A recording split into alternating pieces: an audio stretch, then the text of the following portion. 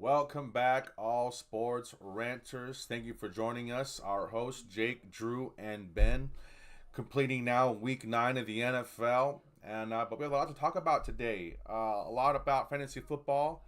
Okay, and also whatever sports ranting is open to any of the viewers, anybody who is chatting. We want to invite you to please join us with the live chat live, and also subscribe to our YouTube channel, the Sports Ranters. So, Jake, Drew, good to see you guys. It's been a while. It's been a good break. Yes, Hope you it had a great has. Halloween. Okay, but the show must go on. Okay, and so it's been an interesting time in the NFL. And so I just want to talk about, now that we're mid-season, we're kind of halfway through the NFL and halfway through fantasy, and a lot of us are creeping into the playoffs, and some of us are not. But like always, it's always a grind to creep in. And so I wanted to ask you guys.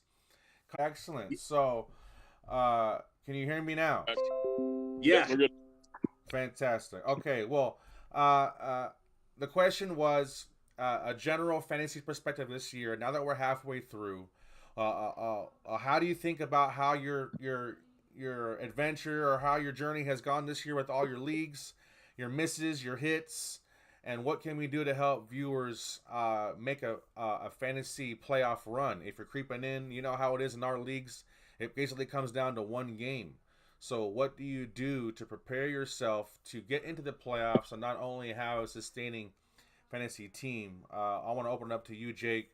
Like I said, what are some of your misses? What are your hits? And what are you doing to land some some money this year? So um, I'm in a pretty wide variety of leagues. I'm in four leagues that are redraft leagues, not keeper, completely starting from scratch every year. And so since most of us are in those, and the strategy is different with keeper leagues and with dynasty leagues, I'm going to stick to those. And I'm pretty much either 4-5 or 5-4 in all four of those leagues. So at this point, what my main focus is on is my studs that have been kind of carrying my team. And I mean, again, four leagues, a lot of players, but CD Lamb is one of those. David Montgomery is one of those. Austin Eckler. I'm really kind of focusing on now, like getting backups for those guys, getting handcuffs for those guys. Just because, I mean, the trade, like in my league, the trade deadline is tomorrow. Most leagues, our trade deadline is coming up in another, if not like tomorrow, like next week. So the trade option is out the window. So I mean, you need to explore that. If you have depth in one position and you're lacking in another position, I would suggest to people, don't be afraid to spend that depth to fill holes, because especially if you're at that 4-5 or 5-4 record, like, I mean, it's going to take luck to get in one way or another. You're not sitting at 7-2 where you have options where hey, I can lose a few games. Um, the other thing is, the other strategy, if you have guys like I have Justin Jefferson in Nick's league. Justin Jefferson is on IR. I am 4-5 in Nick's league. So it doesn't do me any good to hold on to Justin Jefferson another week, 2 weeks, whatever, because I can't afford the losses. But what I am doing is I am throwing out trade offers to the teams that are 6-3, 7-2, 8-1. Nick, I hope you hear this, because those guys are locked to get into the playoffs. And you know, Justin Jefferson for that run is going to benefit somebody. So I'm trying to get guys that are going to help me now, opposed to, you know, having guys that are on IR sit on my bench. Um, so that would be some advice. But you know, if you're sitting middle of the road, it's going to take some luck. If you are one of those teams that are, you know, 7-2, 6-3, 8-1, you have the luxury right now of really assessing your roster and what can I do to prepare for those important weeks. Defenses, things like that. You can, if you're holding on to a stud defense now, but you're already locked in, hey, drop them to pick up somebody that may have a better, record in the playoff run. Get rid of some of that depth that you may not need to pick up that stud that's coming off, IR or whatever, or get that guy that you think might be the lock. But don't sit idle at 7-1. Like look ahead and see what things you can do to really help you for those playoff weeks. And sorry to ramble, but I never like a lot of the guys, a lot of the big shows and the podcasts. Everybody always talk about, I think, too early. They always talk about, yeah, look at the playoff weeks, blah blah blah. Well, it's week 5. Like you can't plan on that because you got to get there first, and getting there is hard enough. I think we've all really experienced that this year. It doesn't seem like what I can do in any league. Like it's one week my team is high score, the next week I'm putting up 50 points. So it just depends on where you're at, but that would be my advice to people watching. Drew, what do you think? Yeah, man. This season has been one of the most frustrating seasons I've ever had as a fantasy manager. It's just. I mean, it's so different this year. I mean, quarterbacks going down, which are affecting your players as far as skilled players going down. You know, your breakout candidates that you thought you take a gamble on haven't hit for me at all. I mean, Trevor Lawrence has been a bust. Dameon Pierce has been a bust. Joe Mixon, who I thought was going to get all the volume, bust. And it's like, dude, the Bengals are like, for a while, it's like, okay, I'll give it a pass because Joe Burrow's calf and this, that, and the other. But dude, Joe Burrow and the Bengals are rolling now. You figure Joe Mixon's going to get his touches. He's going to get volume. He's going to be able to get some, at least touchdowns. Hasn't done anything, you know. And same thing with Dameon Pierce. He's getting out snapped by Devin Singletary. It's just like, last year, this guy was a stud. You bring in C.J. Stroud, and I get it. They're going to be more of a dynamic offense, but the guy's barely getting any touches. So it's just something that I didn't anticipate, you know, and I don't think anybody really can anticipate what's going on this year as far as fantasy football. It's been really tough. But if you are in a position where you're in a playoff run and you're looking to, you know, make your team a little bit better, like Jake said, you know, you have to look ahead because, I mean, you look at next week, it's another bye-apocalypse, you know, it's another massive bye week where you have so many teams. I think 6 teams are on bye week again. So you're going to have plenty of running backs that are going to be on bye weeks. You're going to have plenty of receivers. And it's like, how do you make your team be able to win on a week like that? You know, so it really starts with the week before, knowing that, hey, next week I have whoever it is. I mean, for me, I know I have Jonathan Taylor and I have Ramondre Stevenson both on bye. So both my starting running backs are going to be on bye week. How can I make that at least somewhat decent where I can have confidence in my roster? So it's really like looking, like Jake says, looking at the waiver, throwing out a trade or two if you can, you know, trying to get at least like a sum, you know, maybe like a Miles Sanders or somebody who you can put in there who can just maybe get you by for a week. And that way, because if you're sitting at 4-4 or, you know, or 3-5, you have to win this week. It's like, you know, it's getting to the slim pickings where it's like, what do I have to do?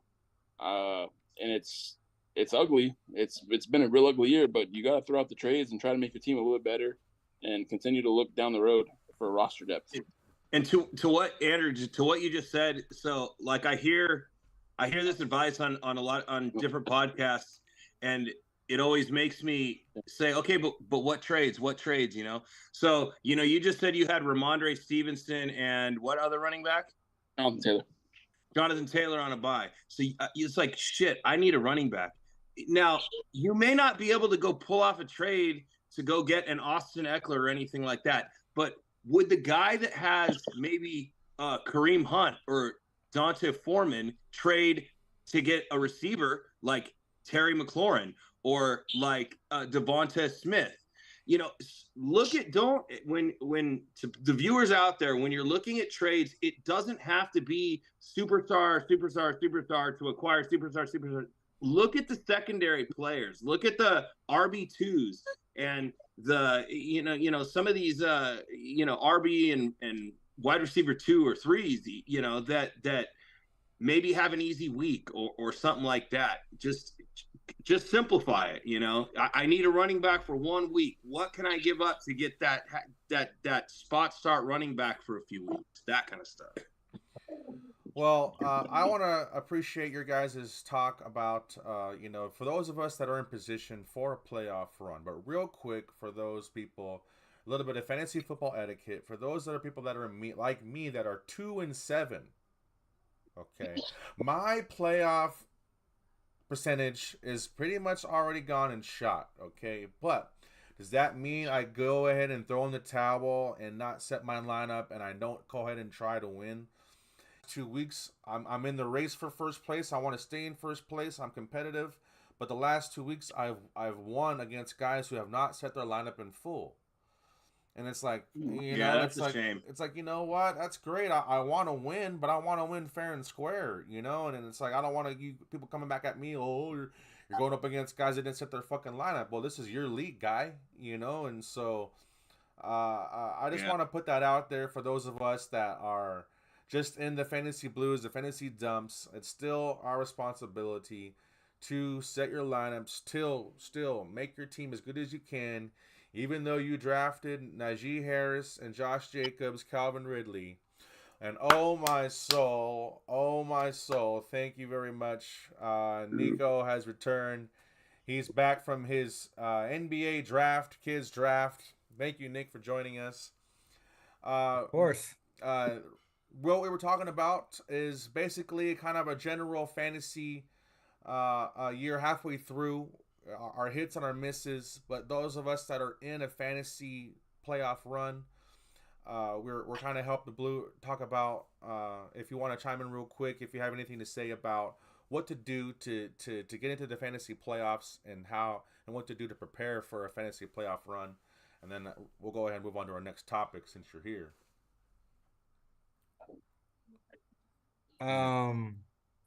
The only thing I could say is, I mean, if your team still allows trades, some leagues do trade deadlines early or not. I mean, obviously, I'm sure you guys discussed it already. Trades are probably your best bet right now. Waiver wires are really thin. But to prepare, I mean, when you go to make a trade, this is where I think it doesn't come into play when it comes to drafting too much in my book. But now when you go to make trades, you got to look at those playoff matchups, you know. Um, you don't just want to go player for player and then you find out, they're going against Cleveland, Baltimore, and the Steelers the last 3 games. It's not a good trade to make. So I would just say be advised of when you're making a trade to make that playoff push that you just glance at the matchups and make sure you're getting at least an even matchup trade, because towards the end of the season, matchups really matter. Teams are out of it. Teams are quitting. The teams that are in the playoff hunt's going to play harder. That kind of stuff plays way more into the playoffs than it does at the beginning of a fantasy team where every team's playing hard because they all got a chance. So that's my 2 cents about a playoff push. One more thing too that I forgot to mention is if you are trading right before your deadline, look to see if, like I said, next week there's a bunch of teams on buys, right? I mean, if you're gonna make a trade, dude, why not try and trade somebody who next week is gonna be on bye week? So that way you're like, hey, look, I'm gonna be able to toss this guy off, get this guy, and then retain somebody who doesn't have a bye week, and that way that person that you're trading, their team gets a little bit worse. Your team's gonna get better for sure that week, and it also gives your team a much better advantage. You're basically putting a starting roster spot without a bye week the whole season. That's huge. That's a big benefit for a lot of people don't really realize that, or they just look at the 1 week. Oh, they're playing against, whoever they're playing against, whether they're playing against Jacksonville. Oh, cool. They got a smash matchup this week. I'm going to take that trade. Well, guess what? Next week, they're on a bye week. And that person that you just traded away, they have another good matchup. They ain't somebody who's already had their bye week pass. That's a huge thing as well when you're looking to trade. Real quick, Drew, do you have anybody that specifically, real quick, on the waiver flavor this week to help people in case any situations that are out there? Sorry to cut it short. A couple guys coming back from bye weeks. I mean, Kyler Murray, or not bye weeks, but IR. I mean, Kyler Murray's coming back. The quarterback landscape has been horrific. If you can go and get Kyler, who has great mobile upside, who has been an MVP candidate at one point in his life, I think Kyler Murray is a good pickup, especially if you're hurting a quarterback. Like Jake said, there's a couple RBs coming off of IR as well. I doubt they might be available, but if they are, it's worth the check for sure. It's Kyron Williams and Khalil Herbert. I mean, both those guys are worth at least checking out. But receiver, they just signed today. You guys might think I'm crazy. and I get it. But if you're in a standard league, this guy is a home run threat all the time. Martavis Bryant going to the Cowboys. The guy can catch and get up and get touchdowns. He's not going to be a PPR guy. He's not going to be a monster there, but he's a huge end zone threat, and he's worth a stash. He's worth a stash to see what he still has. That's all I'm saying. Excellent.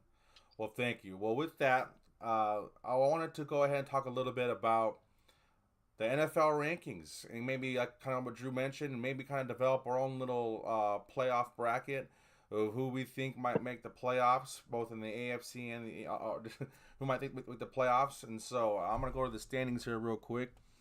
Let's go to it. Bam, here it is. All right. So if you guys can see the standings, I thought first place we have the Dolphins at 6-3, Baltimore at 7-2, Jacksonville Jaguars at 6-2, the Chiefs at 7-2, Eagles 8-1, Detroit Lions 6-2, 5-4 Saints, and the 5-3 Niners. Drew, what the hell happened?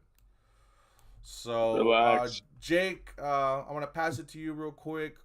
We'll exit that just so everybody can see. What do you think, man? Is there a surprise team to make it into the playoffs this year?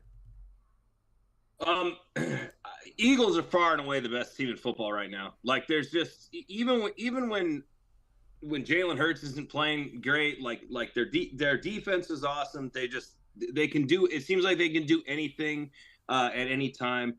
I truly believe like Miami is a poser. I think Miami's a poser. I think Miami at any week could go out and get beat by 30 points. Buffalo's offense is just too dynamic. It's like somebody's playing a Madden game.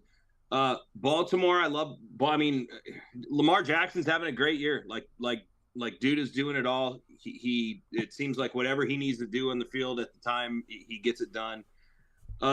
Jacksonville, I don't know. You watch Trevor Lawrence. It's weird with Trevor Lawrence. Like, I know they're 6-2, but I don't think the guy makes a lot happen with his arm. He's off target a lot of times. He just doesn't seem like he makes a lot of those big plays. ETN's been great. Their defense has been great. It's going to be really tough in the AFC to. I think anybody, honestly, that gets into the playoffs has a legit shot. You know, they're 7-2. Defense has been playing great, but that offense does not look the same. Like, I mean, Mahomes is always going to find a way to get it done. I think Travis Kelce had 14 yards, or whatever last week, and they still won. If I had to bet on anybody, it would be Kansas City. But yeah, I think in the overall, Philly is just hands down. I know that's like obviously the easy pick, but I mean, dude, it's like you see no fault with them. Like you see no hole. So San Francisco losing 3 in a row, I never thought that would have happened. If we would have been talking about this 3 weeks ago, like San Francisco was the pick. I thought those guys were indestructible. And it was funny that we had got on this debate about Brock Purdy. And then that coin fell a certain way. But I mean, dude, they're tied with the fucking Seahawks, and they just got crushed. Like, Seahawks look terrible. So I mean, to me, it's the Eagles and then the field. Drew, go ahead and go to kick and then pass it to Deco so he can give us the pick by Nick after he's done. Cool. The team I would say that's on the rise and have really good feelings about is the Ravens. I mean, Lamar Jackson got paid in the offseason, and Lamar Jackson's been balling out, dude. And this Baltimore Ravens defense is legit. I mean, they're holding it down. Lamar's earning pretty much every dollar that he's getting. It's really coming together until. What in the world's going on over there? Good. An advertisement. Okay. I was looking at NFL.com, the standings, and then Okay. come on. Anyways, so are we getting hacked by the fucking Chinese already? So I think the Ravens are a legit squad, man. Once again, Lamar Jackson doesn't have really any like go-to receiver, but he's still winning games. Um, I'm not panicked at all, one so bit with the Niners. There's two players that have been out during that 3-game losing streak, and one of them is the best left tackle in football, which is Trent Williams, and the other one's Deebo Samuel. And Deebo Samuel, you can say what you guys want, but Deebo Samuel is the engine of that 49ers squad. Everybody can talk about Christian McCaffrey and how great he's been, and he's been absolutely fantastic. But Deebo Samuel does all the motion.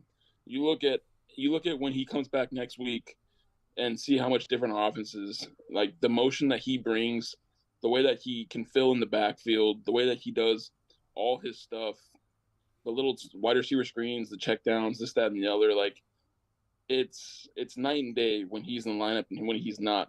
Not to mention just the tenacity and the way that everybody kind of around him just starts becoming more of a dog when he's playing. So I'm not too worried about it. Obviously, bringing the guy on my left, Chase Young, you let him come in and that defense line's going to get even better. I'm not worried. And now if they lose a game or two more in a row, then I'm panicked. But right now, I'm not worried. That's true. Sorry to cut in. Can I ask you, the few games that Deebo Samuel has not been there, does your opinion of Brock Purdy and what he's been able to do without that change? About what that's not, I'm not asking you to say that the guy don't have it, that the guy's not whatever, but like system quarterback compared to genuine, great, pure talent, has your opinion changed that, like you said, the engine, you just said, like, the engine is Deebo Samuel in this offense. So a few weeks ago, a month ago, when we talked about this, your stance was, that he was a great quarterback. He's done all these things and not just a system quarterback. Has that opinion changed and why? I'm saying this, like I never said like he was going to be a phenomenal quarterback. I never once said that. I said, is he a quarterback? Yeah, he can still potentially be a top 10 quarterback. I'm not comparing him to Josh Allen and Patrick Mahomes and Joe Burrow. Like those guys are in a different class. Is he still a decent quarterback and can get the job done? Absolutely. Like when you're losing your best two weapons that you have, you're gonna struggle. Point blank period. You're gonna struggle. And yeah, that last interception, the other game where he was going off his front foot and just airmailed it, it was terrible. There's a couple throws that he's going to make, and it still has inexperience. Like, the guy is not going to be flawless in just less than one season of play. But do I think that he has the opportunity to be a legit quarterback for the 49ers for the next 5-10 years? Absolutely, I still do. My opinion hasn't changed or wavered one bit because of the last couple games. You know what I mean? Like, you're going to be without weapons. You're going to have a tough struggle. Is he still reliant on Kyle Shanahan and easy play calls and this, that, and the other? Does he benefit from that? Of course he does. Any quarterback that's going to play for Kyle Shanahan is going to. Do I think he's going to be if he leaves the 49ers, is he going to be a top 10 quarterback? Probably not. I mean, I'm not going to say he's a system quarterback because I still think he can still do a lot of things that most quarterbacks can't. But, yeah, he's still relying on Kyle Shanahan for sure. Look, we witnessed this year, Jake, and this year in particular, how many good quarterbacks are there? Like, how many good quarterbacks are there? There aren't that many. If you really want to look at it, you want to the bottom 15 teams in the league arguably can you wipe their talking quarterback off. statistically? No, not even. Well, the way you want to rank, that's what I'm saying. The way you want to say system quarterback. I don't know. I guess our definition is different. But system quarterback to me, like you guys are saying, is Brock Purdy can only be good on that team and that team alone. Okay. Like what we're saying is what we've seen from plays that he makes outside of the pocket, off script, reading defenses, finding the open guy, all that kind of stuff. Yes, he's going to struggle more than a great quarterback when they lose weapons, but I'll put it to you this way. All I've heard now that the Bills are struggling this year is their team's not as talented as we thought. And all Josh Allen has is Stephon Diggs, and that's it. That's all I've heard. Right? They're already what we haven't heard though with they're Josh giving Allen? excuses on Josh Allen that all he has is Diggs. There's no running game. Their offensive line is not that good. Like, why he struggles. Patrick Mahomes, I've heard since week 1, he's got no receivers. He's got no receivers. He's got no receivers. They're arguably 7-2 because of their defense, not because of Patrick Mahomes. And I have him on my fantasy, so I know I'm not winning in fantasy because of Patrick Mahomes or Travis Kelce. And that's my point is, even the greatest of the greatest in the league, if they don't have weapons, they struggle. Now, yes, they're in a different class. They're in Josh Allen. Josh Allen, you know who has the best completion percentage in the league right now? Josh Allen. You know who has what quarterback has the most touchdowns in the league? Josh Allen. Yeah, because of his rushing ability, not passing though. So not what? Passing. So what? That's what makes him elite. That's what makes Patrick Mahomes elite. I understand that, but my point is, the minute they struggle, they start pointing fingers, and you guys want to blame Brock Purdy because he's got weapons. It goes hand in hand for everybody. Again, we're not putting them in that elite category. Like Andrew said, none of us said he was top 5. We said, is he the guy? Can he carry this team? Can they win a Super Bowl? I think they can win a Super Bowl this year with Brock Purdy. Well, yeah, of course. No. Hold on. You don't win the question a Super Bowl with the system quarterback. No, but the question, no, that's not true. The question was posed a month ago: is Brock Purdy a system quarterback, or I think we said great, which maybe translated to elite. Okay, those are two different things. But the question he was: has the potential to be great. Is he a system quarterback or elite? When Andrew was giving his opinion on this, Andrew was saying, can any quarterback in Shanahan's system be great? Can any quarterback? And it was like, and his answer was, yes, absolutely. Yes, absolutely. Brock Purdy is that person this year. Of course. Can they win a Super Bowl with Brock Purdy? Of course. In that system, of course. Because it's a great system. That doesn't mean that Brock Purdy's not a good quarterback. The other point is, we've seen various quarterbacks in this system not be successful and not show the statistics that he has. Jimmy G was on this team, and I know they got to the Super Bowl, but go back and look at Jimmy G's stats. He was not top 10 in like nothing, okay? Where Brock Purdy, obviously before his 3 games. All that does is prove the system. All that does is prove that the system is great. Because you said that they got to the Super Bowl, and he wasn't even a top 10 quarterback. So Patrick Mahomes has only played with Andy Reid. No, I'm just going off of exactly what you just said. You just said they got to the Super Bowl and Jimmy G wasn't even a top 10 quarterback. That just shows you that the system is amazing. I said he wasn't leading in any statistical categories where Brock Purdy is. That's the difference. He's taken this offense, of course, the last 3 weeks lean more towards you guys, but I'm not going to throw the other 13 weeks out the window. Is he leads the league or has a lot of more statistics than Jimmy G ever dreamed of. That means he's taken this offense to another level. Look, they better get to that Super Bowl then. Look, when a lot of outsiders... Yeah, it is Super Bowl or bust. Right, Andrew? It's Super Bowl or bust. I would say they got 2-year window, but yeah, it's. Oh, at least, dude. This kid's young, dude. He's gonna I understand that, but if they make it, look, the Niners are going to be in the playoffs, and if they make it to the NFC Championship and lose, you're not going to be like, oh yeah, well, great season. Like, no, the Niners have been there so many years now, just like the Bills, right? The Bills are Super Bowl or bust now. There's teams out there. They're not that good. That's too much credit. No, I understand that. But Josh Allen and that team, we're not going to say, oh, Josh, you made it to the conference championship. Good season. That's not how we're going to judge them anymore. There's certain teams that you judge on a different level now. The Chiefs, same thing. The Bengals, same thing.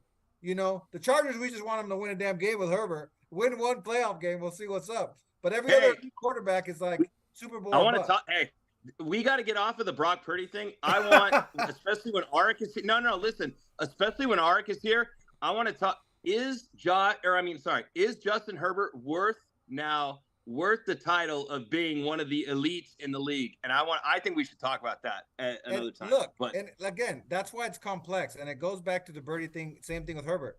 The whole argument's going to be the head coach, right? But again, like we talked about, if you're elite, you should be able to overcome those things. Well, That's what separates them look, real apart. quick, I want to apologize to Drew. I talked to some outsiders. They asked me questions about the podcast, and I let them know for some reason Brock Purdy headlines our podcast almost every fucking week. But you're right. We do need to get off of that. But the question I said I don't know how we got steered towards Brock Purdy again because the Niners lost 3 in a row.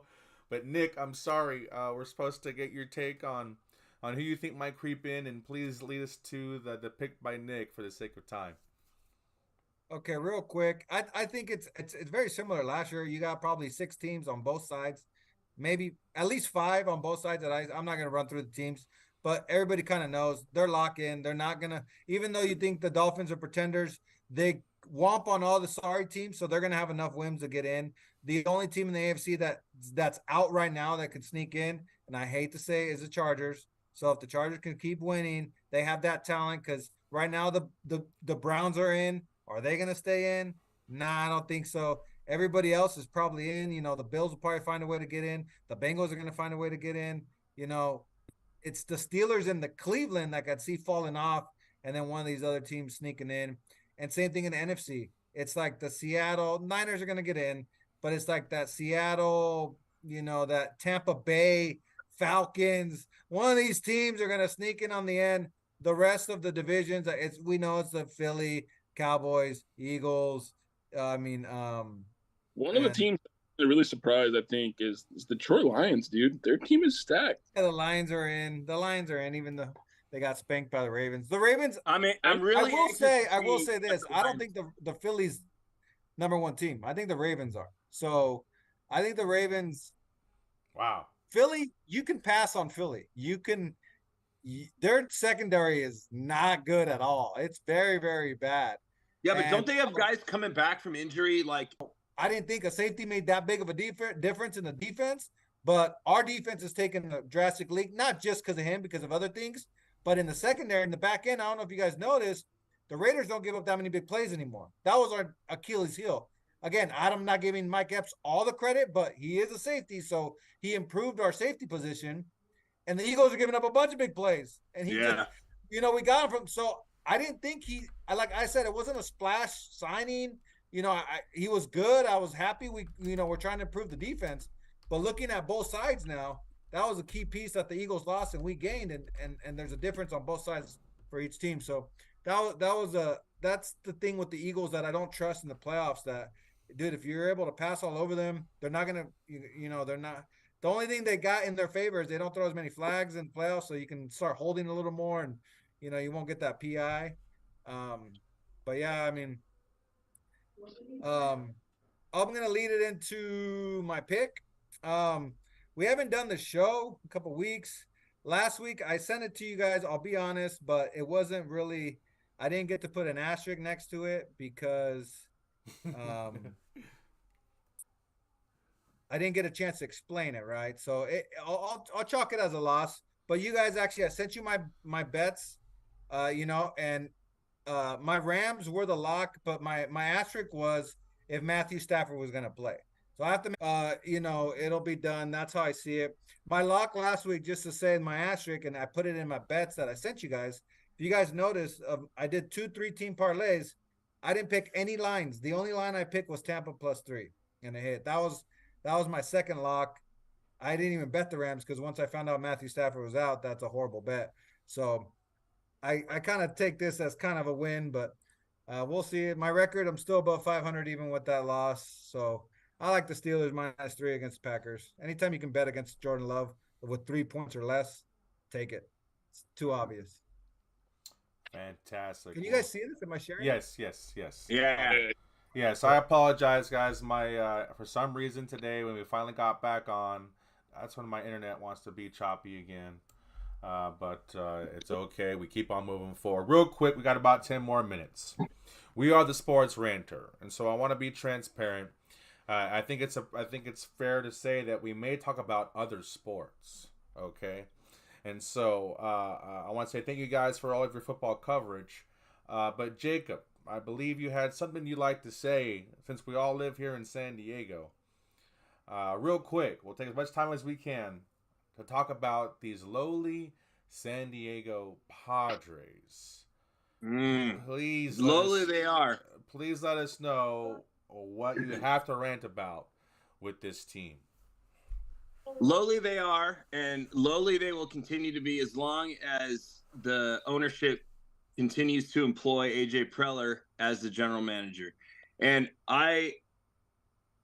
because it's funny, football, like I get so into football so quick, and then like with as many like fantasy leagues as I'm in and all that stuff, and not really having a team. Like I love Josh Allen, I love the style he is, but I don't like consider myself a passionate Bills fan. Like if they lose, it doesn't, I don't really care. It's not like Nick and the Raiders or Andrew and the Niners. My God, but with the Padres, like I hang on that team, man, like through the season. And so obviously we let Bob Melvin go. And that was devastating to me, especially considering that the previous coaches, Andy Green and Chase Tingler, were these no-name guys that were yes men essentially to Preller. And so I started kind of looking into a lot of reports and a lot of things like that. And essentially, we've had one winning season. Well, two now. I'm sorry.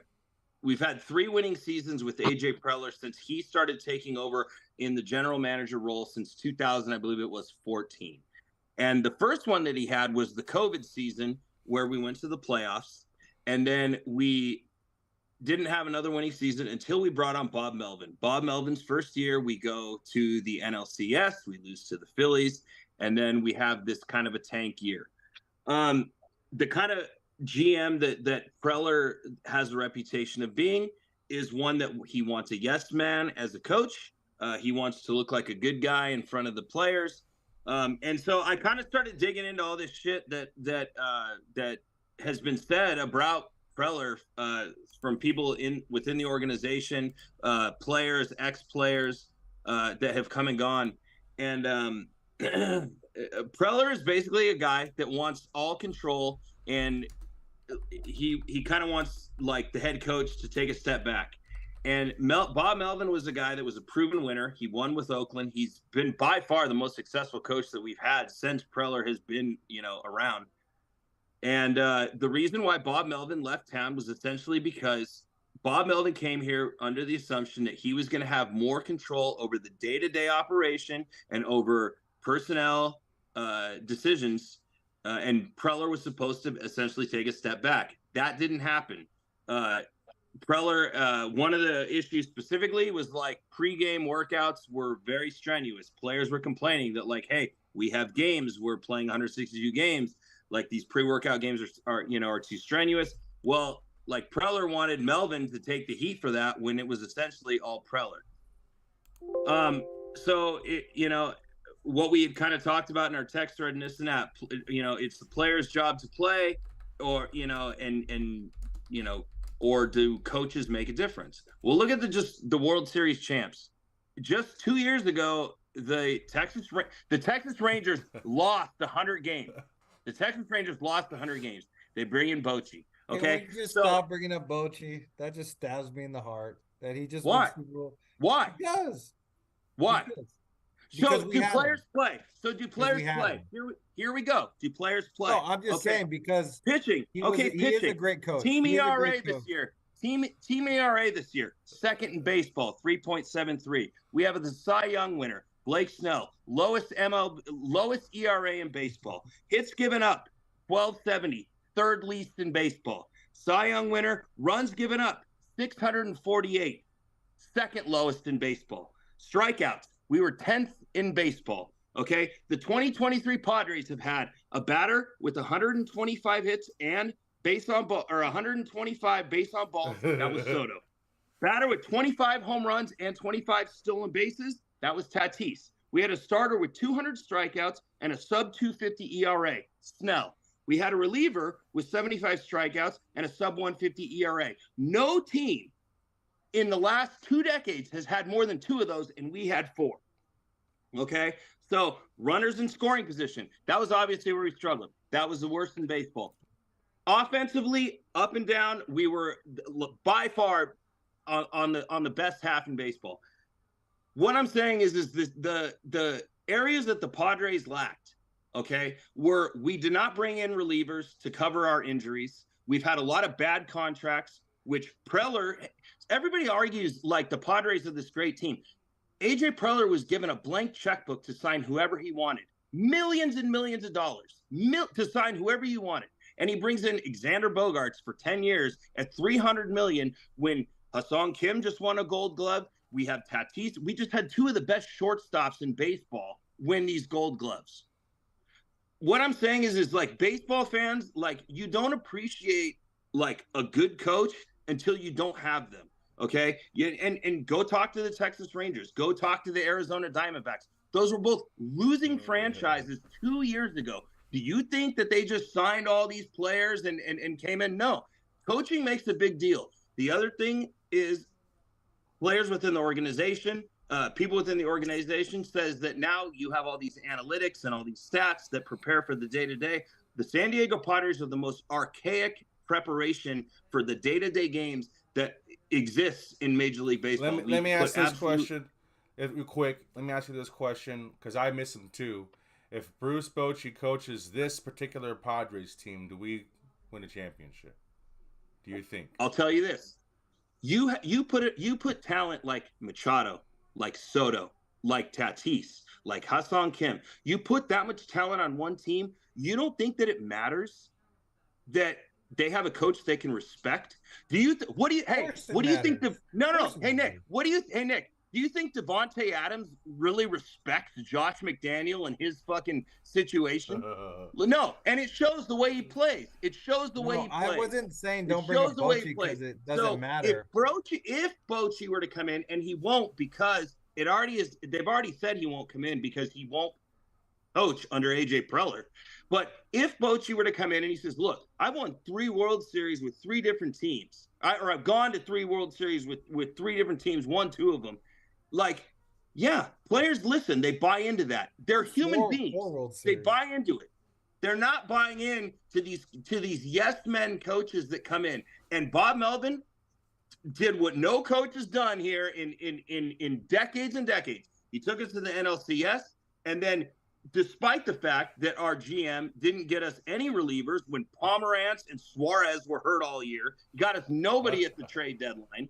Like, I'm sorry. Like, get rid of Melvin. Okay, who better is coming in? And then you're going to just put – you guys, everybody in San Diego acts like you can just take anybody off the street to manage a baseball team. And that's the most absolute naive like, I don't understand baseball, like, opinion you can have.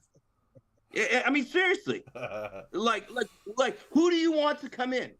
Why do you think the Dodgers make it every year? It doesn't matter who they have. It doesn't matter who they have. I'm not saying it's all coaching. Players need to play. But I'll tell you what, players don't play for coaches that suck. Players don't play for coaches they don't respect. And I think the Raiders is the perfect example of that. Wow. Well, look. So who's out there? Who's out there that the Padres would actually have a shot with? Well, Bob Melvin was out there. They fucked that up. But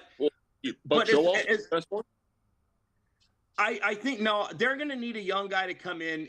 Like the game, baseball's changed a lot. I think they need. I think Bob Melvin was the guy, but I do too. I think it was a huge mistake. There was so much of San Diego that was celebrating. The problem with all these studs, you can't bring in a young guy. I mean, it's more risky in my mind. Like, I know you want to get the guy that relates to everybody, yada yada yada. But like Jake's saying, relatability and respect are 2 different things. So, you know, when you have all these egos, which we have, you need like that Phil Jackson, right? That's what he did, right? Like he 100%. Was able to handle all these ego guys. I don't know if there's a Phil Jackson out there, but what I'm saying is most of the time when you have all these egos, you need a veteran coach to come in that players will respect and play for, like Jake's saying, not a guy that's 2 years older than them.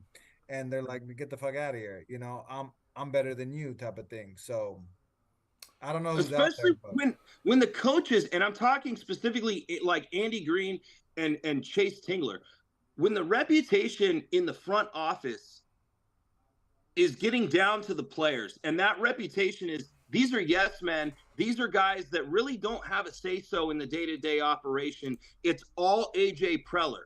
But when you guys are not happy with the fact that we're practicing on off days, or the fact that we're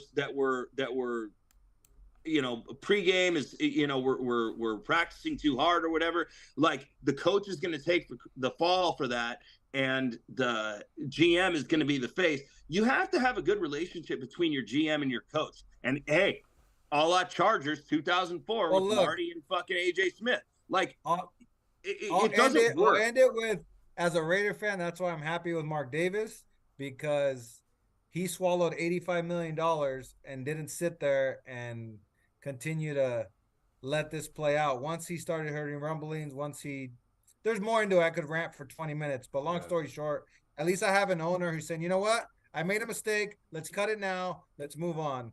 And that's all I can ask for as a fan. He tried to go to the whole Patriot, Josh McDaniels, GM, all that. Hey, we all try to give him a second chance.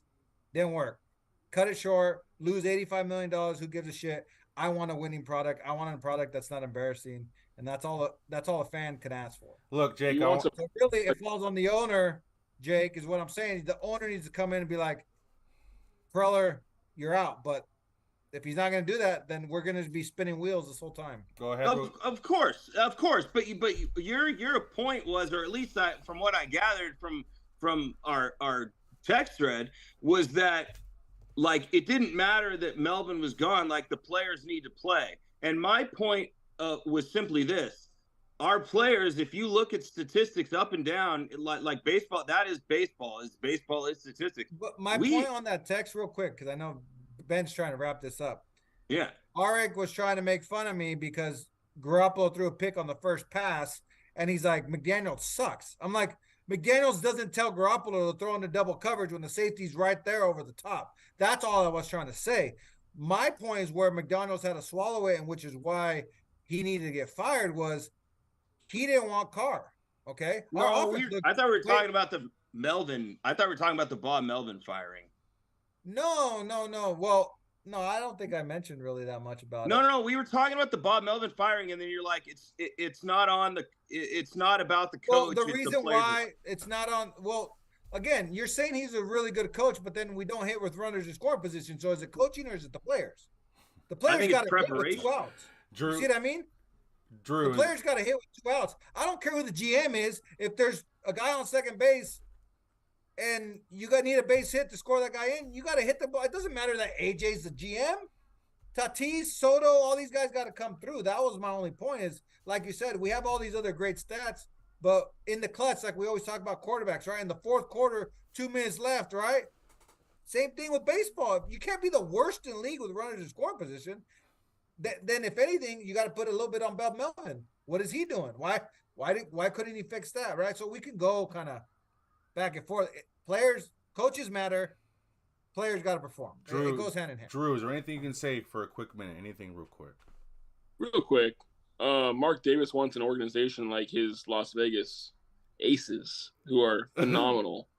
And he's so disappointed with the Raiders that he has back-to-back champs in WNBA. Anyways, but real quick, like I said, the Padres has been a mess, and it's kind of sad that you guys are really passionate fans, and yet you guys still can't tell me like who you guys even want to bring in the office. That kind of sucks.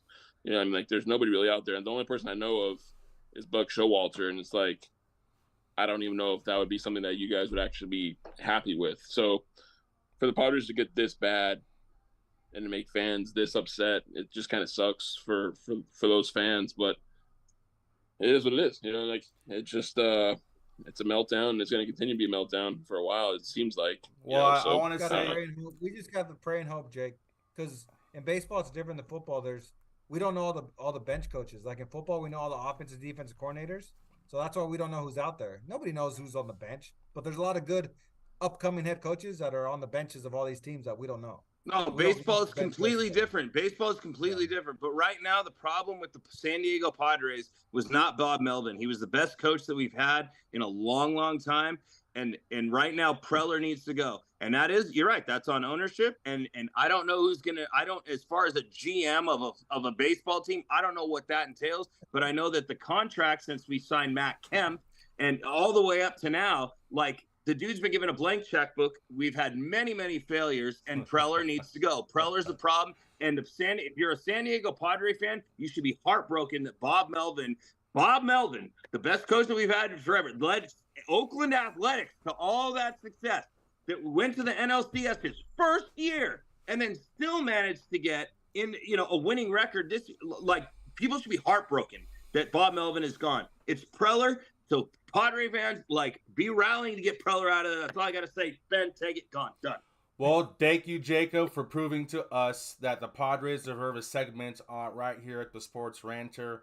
We're all huge fans of our teams, right? The Niners, the Raiders, the Panthers, the Chargers. And so it's all welcome here. I want to say thank you, Jake. So many Drew, notes I didn't and even Nico. get into. It's all good. We'll have more to talk about, right? So thank you guys very much. Until next time, peace with the journey and one love. Peace. Hey, Nick. Yeah. Yo, you're playoff bound, right? I don't know. In our league. I don't know. Hey, Oh, make me an I offer. thought you were talking for about the Justin Raiders. Jefferson. I was like, I don't know. Make me an offer. Hey, Here's what I want for Take the it Raiders. easy, guys. no. Hold on. No,